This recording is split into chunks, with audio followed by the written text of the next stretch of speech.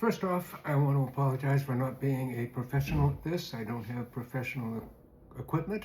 I don't have professional experience making videos. So all I'm trying to do is share something, an idea that I thought of with you that you might like. It's not something you can do. It's a concept that Apple would have to do for us. But, I just think it's interesting. And maybe you have had the same problems and would like this idea too. So anyway, what it's about is I have a M4 iPad Pro with the Magic Keyboard, and I ran into something that is a spotlight focus problem. And other people have had it. I've read numerous people saying that they've experienced this, and they give all kinds of hacks to maybe fix it or maybe get around it more quickly and all this stuff, and none of them seem to work very well. So what it is you hit Command Space to call up the search bar for Spotlight, and then you try to type something in the bar and you can't. You can put your finger in there and it looks like the focus is gone there, but you can't type.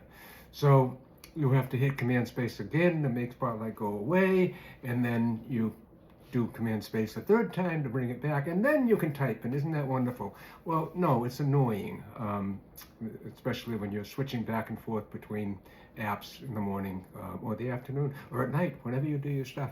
And by the way, I want to apologize for my hair. I am growing it out again. I did this during COVID to make a long braid of hair for kids with cancer, and I decided, you know what, why not do it again? Hey, what the heck? Save me a lot of money on haircuts anyway. It makes me feel good about being able to help. So that's what's going on. I hope the kids don't mind hair that's going very, very white, as you can see. I don't know, is that gray or white? Whatever it is, it's not brown. But you know what? They can dye hair. Anyway, so what we're doing here is thinking about a way that would be better for me than Command Space in any case. And I thought about the dock, and there's the dock with all my frequently used apps, and then it's got the right-hand side where it has the most frequently used, but that's just limited to a few apps. Well, so is the left-hand side. That you can't fit all the apps you might use in a day. Well, I certainly can't anyway. So I thought, gee, why couldn't the dock be the whole darn screen? So the app that I'm using now would function just like it would in the dock on the right-hand side rather, where it has the apps that have been recently used, a very few of them, of course. But why couldn't the whole screen be that? So if you looked at the screen while you were using it, the apps would be lined up from top to bottom, starting with the most frequently used and going on down. And that might be helpful by itself, but also would be helpful if AI could come into this and do something more than that and think about what's been going on. What am I doing? What do I usually do? What do I usually do in the morning? What do I usually do in the afternoon? What do I usually do at night? I shut everything off and I go to bed early because I'm old. Okay, so anyway, the AI, for example, I use the Monarch app. That's a financial app that tracks my money and my expenditures and sorts it into categories and all that stuff. And that's very helpful for me because I'm limiting myself to a very tight budget because my wife unfortunately has gone into assisted living, and that is a tremendous amount of money monthly, and I cannot afford it, but drawing down from our IRAs and all that, but also I'm trying to live on a very, very tight budget while she is in assisted living. So to do that, I do many things and with the Monarch app, but when I use the Monarch app, what I'm very apt to do is call up the Numbers app because I have my upcoming bills in there that I can look at and know when I need to transfer money from savings, or hopefully not have to sell some stocks or draw from my IRAs and put it into the banks to pay the bills. So that's something that I'm going to be calling up as I use Monarch. I'm also apt to call up apps on my phone. And apps on my phone, for example, would be the Wallet app with Apple Card, because I need to check that manually, the Monarch for some reason, says it can handle Apple Card, but I found that it just doesn't do it very well. I can't depend on it, so I do that manually. And also, I would use a calculator when I'm in the Monarch app, and also I'd be using my bank account. I might even be going to my Robinhood for looking up my stock positions, things like that. All the things that I might be doing while I'm using Monarch. The AI would know about those and could put them on the screen. If it's the right time of day and I'm looking at Monarch and where I usually do these things, they could put them on the screen for me.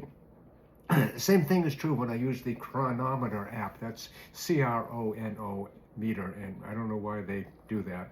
It's a weird name for a nutrition app. That's what it is. I track my food carefully because I like to be healthy, and I want to know how many calories I'm consuming so I can keep my weight where it is, 145, 5'10". That's what I like. Anyway, same thing there with the chronometer app.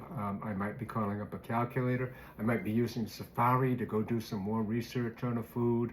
I might be running a report and asking ChatGPT or another LLM to look at the nutrition report and tell me what it thinks is unbalanced or what it thinks I should be eating instead of what I was eating.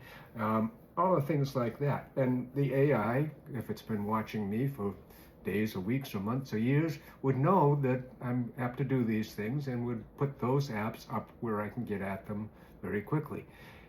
I like this idea. It's not something that I think anybody could write an app for. I suppose they could. Maybe you could do it. I can't. I used to do programming, but my brain just can't seem to learn iOS or iPadOS programming. I don't know why. Can't do it. Anyway, somebody could do it, or Apple could do it. I think Apple should do it. It should be something that you can turn on, maybe something that you can turn on easily with a key combination. And maybe the screen is not actually your home screen, so that you can have your home screen laid out the way you like it, because a lot of people spend a lot of time laying out their home screens. But maybe this would be an invisible screen unless you have turned on this feature right then, so that now it shows you a AI controlled screen that is looking at what's going on with you and your apps. And it could have multiple AI screens if necessary, and if you really want to have 300 apps that you are using throughout the day, then it could have them all there and give you the most likely stuff up on the first screen. Anyway, that's my idea. I'm going to pitch it to Apple on their ideas page or submission. I forget what they call it. Damn it, can't remember right now, but it's easy to find. And I will put that there. There's a link in this to my Medium page where I wrote it up if you prefer to read text rather than listen to an old what? Never mind. If you'd rather not listen to me talk, you can go to my Medium page. And I do a lot of tech articles there. I do a lot of other articles there too. How I'm doing with my budgets, that type of thing. So that's it. I hope you found some value in this. And if you didn't, well, hell, just don't ever watch me again. That's pretty simple, right? See ya.